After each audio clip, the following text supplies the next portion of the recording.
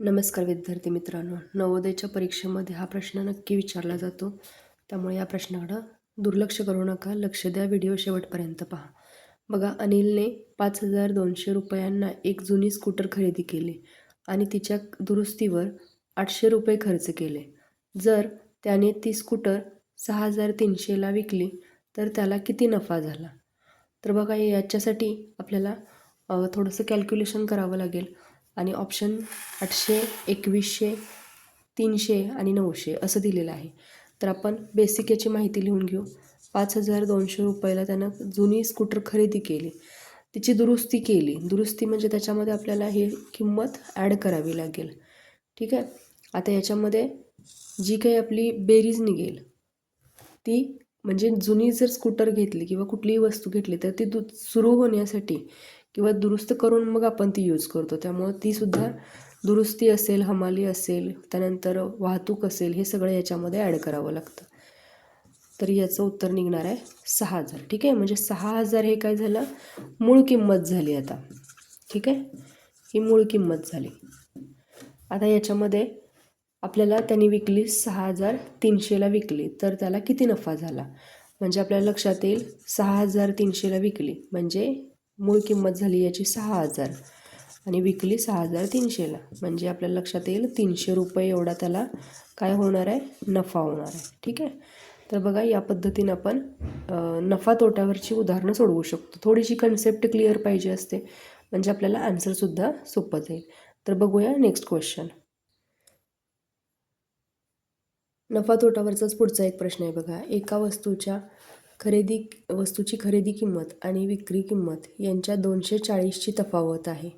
जर खरेदी किंमत 1,200 असेल तर विक्रीची किंमत किती? तर बघा, याच्यामध्ये ऑप्शन दिलेला आहे. पहिला 1,200, दुसरा आहे 1,440, तिसरा ऑप्शन आहे 1,800 आणि चौथा ऑप्शन दिलेला आहे 2,440. तर सिम्पलची ट्रिक आहे बघा. तफावत या शब्दाचं मिनिंग आपल्याला लक्षात आलं पाहिजे. खरेदी किंमत जी आहे म्हणजे आपण त्याला खकी म्हणतो आणि विक्री किंमत म्हणजे विकी म्हणतो. ठीक आहे. तर खरेदी किंमत, विक्री किंमत यांची तफावत म्हणजे वजाबाकी चिन्ह आपण इथं लक्षात ठेवायचं आहे. आणि किती आहे तर 240 एवढी आहे. ठीक आहे. तर ही तफावत दिलेली आहे आणि त्यांनी खरेदी किंमत जर 1,200 असेल तर विक्री किंमत किती विचारले. ठीक आहे. म्हणजे विक्री किंमत आपल्याला काढायची आहे. मग आपण एक्स बरोबर म्हणजे हा एक्स इकडे घेतला, त्यानंतर 1,200 इकडे वजा आहेत, इकडे आल्यावर अधिक होतील, अधिक 240 केले तर तुमचा आन्सर येणार आहे 0 आणि हा 0 झाला, त्यानंतर हा 0 आणि 4 झाले 4, 2 आणि 2 झाले 4 आणि 1चा 1 म्हणजे 1,440 रुपये हे तुमचं काय निघेल उत्तर. ऑप्शन नंबर 2 हे या प्रश्नाचं उत्तर असेल. अजून एक एक्झाम्पल बघू म्हणजे कन्सेप्ट आपली क्लिअर होईल. पुढचा जो प्रश्न आहे तो 2025ला विचारलेला आहे. त्याच्यातला एक खूप महत्त्वाचा प्रश्न आहे बघा, नफा तोटावरतीच. टीनाने एक स्कूटर 55,000 रुपयात खरेदी केले.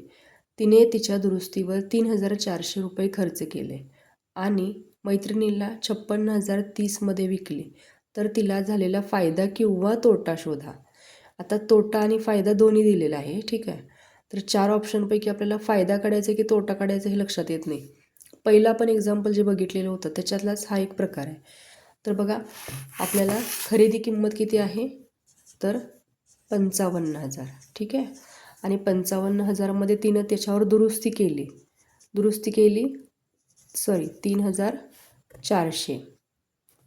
3,400 रुपये तिने दुरुस्तीवरती खर्च केले.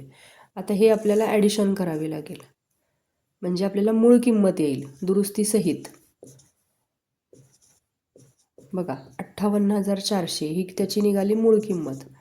मूळ म्हणजे त्याच्यामध्ये आपण दुरुस्ती वगैरे सगळं धरू शकतो. ठीक आहे. आता तिनं मैत्रिणीला विकली कितीला तर 56,030ला विकली. मायनस करूया याच्यातच. आता हे मायनस करू आपण. इथं उरले 0, इथं 10 झाले, 10तून 3 गेले उरले 7, इथं राहिला 3, त्यानंतर 8मधून 6 गेले उरले 2 आणि इकडं 0. तर 2,370 हा ऑप्शन आहे का? आहे बघा. 2370 एवढा काय झाला, फायदा की तोटा? इथं बघा, मूळ किंमत झालेली होती 58,400 आणि त्याच्यातनं एवढ्याला विकली. याच्यावरून लक्षात येतं इथं आपल्याला फायदा होणार आहे. ठीक आहे, मूळ किंमत एवढी होती म्हणजे 2370 एवढा काय झाला, फायदा. आपल्याला ऑप्शन नंबर 1 हे उत्तर सांगता येईल. सॉरी, या ठिकाणी आपल्याला म्हणता येईल 2370 एवढा तोटा झालेला आहे. आता तोटा का ते पण लक्षात घ्या, कारण 55,000 रुपयाला खरेदी केली पण दुरुस्तीला एवढे पैसे गेलेच ना, आणि मग याला आपण काय केली, विकली एवढ्याला. त्यामुळे लक्षात घ्यायचं आहे की 55,000 याच्यामध्ये जर आपण 3,400 ॲड केले तर हे 58,400 एवढ्याला ती स्कूटर पडली तिला, आणि विकताना मात्र 56,000ला फक्त विकली. म्हणजेच लक्षात घ्या इथं काय होणार आहे, तोटा होणार आहे. ठीक आहे, बऱ्याचदा आपल्याला वाटतं की नाही फायदा होणार आहे, मूळ किंमत एवढी आली आहे मग इथं विकल्यानंतर एवढा फायदा, नाही तर तोटा होणार आहे. ठीक आहे, चला तर नेक्स्ट क्वेश्चन बघूया.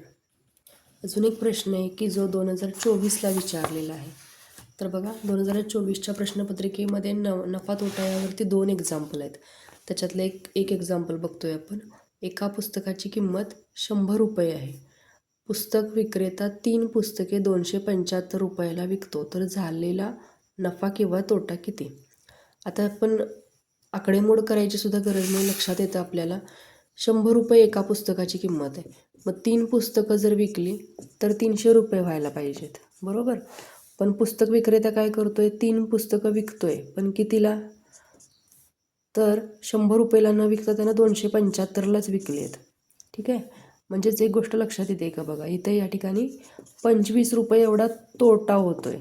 ठीक आहे, 25 रुपये इतका तोटा होतोय, कारण तो काय करतोय, 100ला एक विकाय सोडून 275ला त्यानं 3ही पुस्तकं दिलीत. त्यामुळे याच्यामध्ये 25 रुपये एवढा काय होणार आहे, तोटा होणार आहे. म्हणजे ऑप्शन नंबर आहे का, ऑप्शन नंबर 4 आहे बघा आपला इथं. ठीक आहे, तर अशा पद्धतीनं तुम्हाला व्हिडिओ कसा वाटला कमेंट करा. त्याचबरोबर लाईक केलं नसेल तर लाईक करा आणि सबस्क्राईब करायला विसरू नका. धन्यवाद.